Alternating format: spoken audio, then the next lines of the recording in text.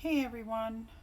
I don't want to intrude on a time when everyone's busy and sorry. I know we've all got lots of work to do and things going on. So I had asked Betty if I could share a little bit more about the book Death is Stupid and the series of books called Ordinary Terrible Things that my now friend and colleague Anastasia Higginbotham wrote and illustrated.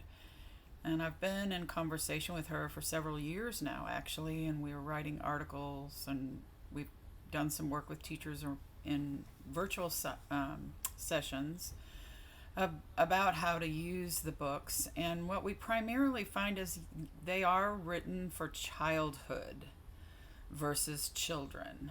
So we've kind of landed there, and they are books that older kids could definitely read and work with.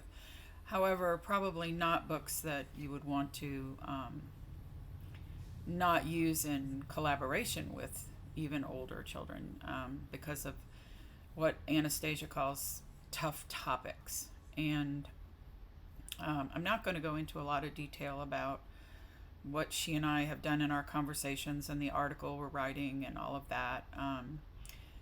I'll probably send you the link to her workshop video that explains a little bit more from her point of view so you can hear her talk. But there's a lot out there about her books. One of her books is banned in many states and has been read on the floor of state legislatures. It's just ridiculous, of course. But what I wanted you all to know, besides that context and background, is that I have been using these books for many, many years, not with children, other than my own grandchildren, but with adults and having them journal about their relationship to the topics in the books so that they themselves have explored these tough topics. Because we know that when you get in the classroom, you're going to encounter children who are experiencing these that you know about or how many times you don't know about. And what I'm finding is the teachers who are already in the classroom appreciate this very much. And then my students in my courses have appreciated this because they really feel like they've not explored a lot about it. And it does require some preparation to really be able to work with children who are coming to us with so many challenges, especially since the pandemic and the uprisings, not just COVID, but the uprisings during the pandemic that people have all kinds of feelings about and children are hearing about, and then now this week, you know. So this is just my way of sharing something that I have found beneficial. I have asked Betty if we could consider somehow in course and maybe choose a course where it's appropriate to have a set of these books used, or maybe we spread out the use of the books, but that students have these in their hands before they get into classrooms so that they have something tangible other than just their textbooks, which I know many of them end up reselling. I have written a grant to put these books in the hands of families, and that's been approved so far. So I'm happy to know that. But I'd love to see more practicing and pre-service educators be able to use them. So I'm just going to hold them up. So I've already talked to you in an email about Death is Stupid. And you've seen the video if you had a chance. If not, you can see that in the back of the book, there are lots of activities that a teacher or a parent could do. And that's true in most of these books, but not all. There's one book that does not have that.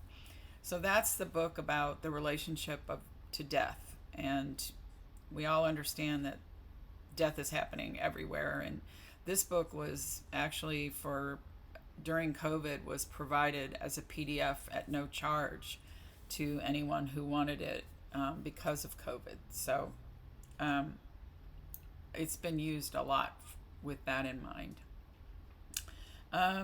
This is the book Not My Idea.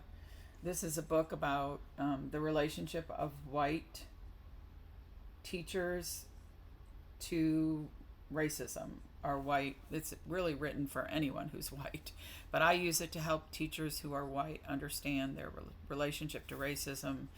And she has this: you can be white without signing on to whiteness. And she goes on to talk in the back of the book with there's activities, and then she and I have created a journal that goes with that, and some recordings people can listen to. But in the book there's plenty to do.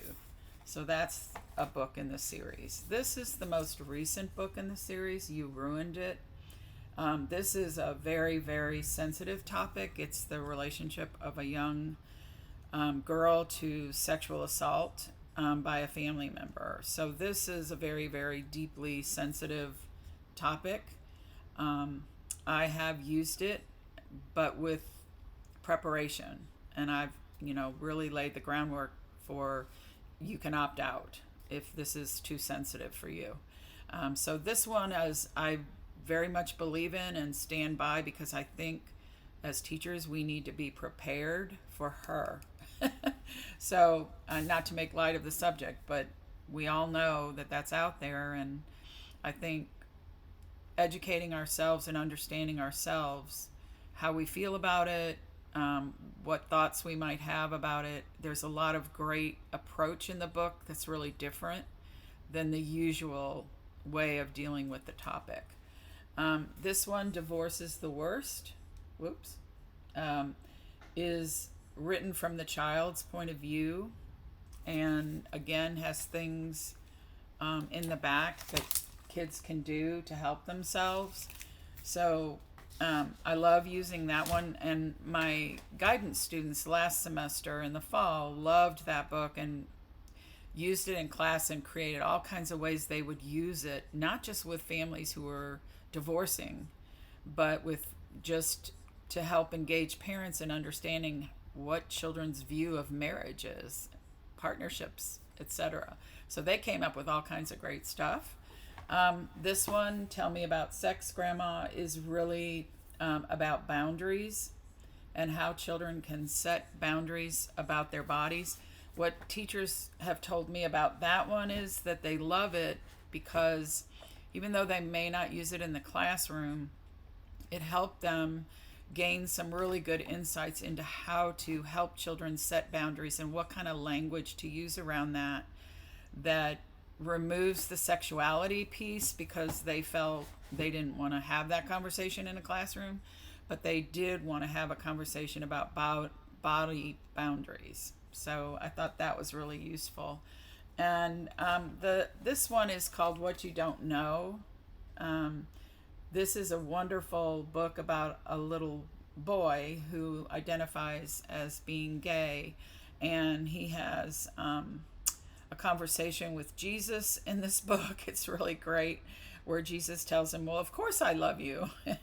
And it talks about in the book, I'm trying to find there's a great page here where the father is embracing him and telling him he loves him. So this is not a gloom and doom story about here's the picture of Jesus saying he loves him.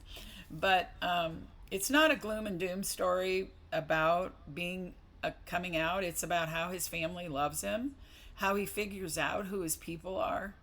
And given all we are getting about, kids transitioning and LGBTQ relationships, I find that teachers really love using this book to discuss among themselves how they feel about this and how they strategies for working with it in a classroom, and welcoming and loving all families. So I just wanted to pop in, show you those books. If you're interested in hearing more about them, I would love for us all to be able to think about, all of us who are interested, think about how we might incorporate them into courses. But in the meantime, I will keep using them, and I'm happy to do anything at all you would want. If you know of centers or spaces in early childhood or childhood in general that you think would be interested in doing some of the workshops and journaling process, just have them let me know. I've had a lot of great feedback about using them, and hopefully more teachers will get comfortable with these tough topics, as Anastasia calls them. Okay, thanks, you guys. Take care. I'm thinking of everybody.